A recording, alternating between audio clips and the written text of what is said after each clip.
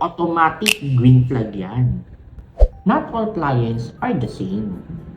Ito ang 5 green flags ng isang real estate client. Hi, I'm Condoman PH. Number 1, clear ang budget.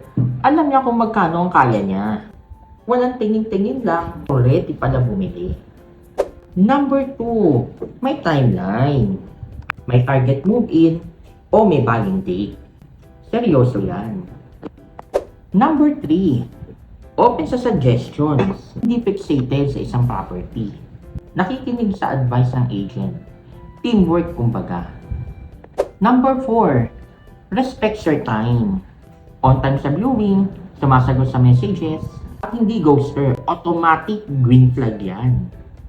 Number 5, ready sa documents. May ID, proof of income, at willing mag-process. Meaning, ready to close. Ikaw, tingin mo, isa ka bang green flag client? Comment below. For tips na working with clients and property deals, follow Condoman PH.